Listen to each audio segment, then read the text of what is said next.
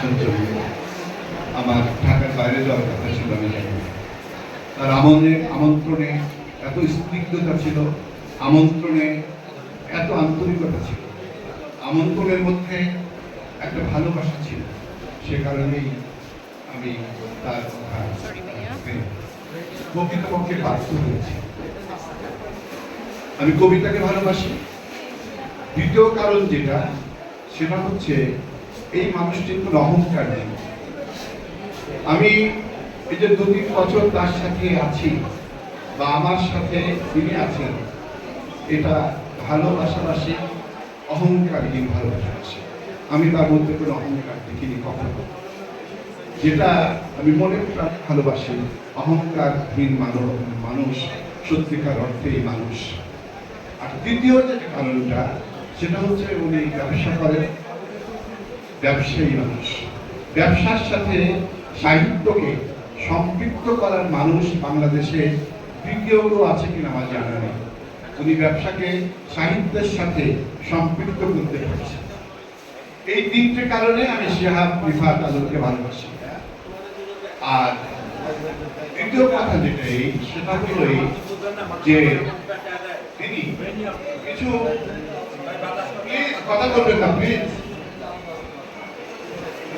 তিনি কিছু ব্যতিক্রমী কাজ করেন।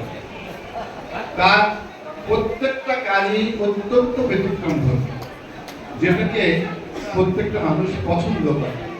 গতানুগতিক কোনো কাজ আমি তার মধ্যে দেখিনি। তার জন্মদিনের কেকের লম্বা ছিল সম্ভবত 6 ফিট বা আরো বেশি হতে পারে, আমি বুঝতে ছিলাম। আর গাজীপুরের একটা মঞ্চ ছিল যেটা 100 ফুটের বেশি, আরো বেশি হবে, সেই মঞ্চে আমি ছিলাম। কিছুদিন আগে একটা অনুষ্ঠান হয়ে গেল সাংস্কৃতিক, বাংলাদেশের সাংস্কৃতিক কেন্দ্রে, যেখানে 600 মানুষ ছিল এবং এই মানুষেরা তাকে ভালোবেসে বিকাল 3টা থেকে রাত 11টা পর্যন্ত অপেক্ষা করছে তার ভালোবাসার জন্য। তো এই ব্যতিক্রমী কাজের মধ্যে আজকে যে ট্রাভেলিং পত্রিকা, আজকে যে এটা বলা হয় আমরা উদ্বোধন করবো, সেই ট্রাভেলিং পত্রিকা হচ্ছে ব্যতিক্রম। আমি ফেসবুকে দেখেছি, আজকে দেখলাম সত্যিকার অর্থে এই পত্রিকাটি অনেক সুন্দর এবং অনেক কিছু সন্নিবেশিত করা রয়েছে এর মধ্যে। যে কেউ পাতা উল্টালেই বুঝতে পারবেন পত্রিকাটি কত সুন্দর। এই পত্রিকাটি বহুল প্রচার আমি আশা করি এবং ইতিমধ্যে যদি সাবস্ক্রাইব কেউ করেছেন, আমি জানি না কতজন করেছেন, তাও আমি জানি না।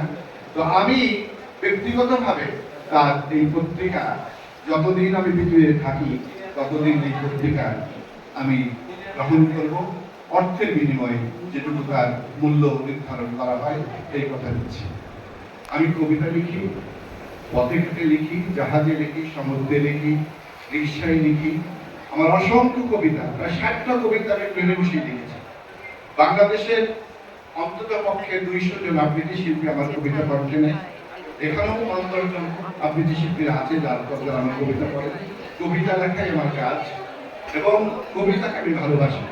তার পত্রিকায় অনেকগুলো কবিতা সন্নিবিষ্ট হয়েছে, এজন্য আমি মুগ্ধ হয়ে পত্রিকাকে পড়ি। তো যেহেতু কবিতার কথা বলা হয়েছে, আমি একটু কবিতা পড়বো, 4 মিনিট সময় লাগবে, এরপরে আমি আমার কথা শেষ করব। কবিতার নাম দ্বিচারিণী।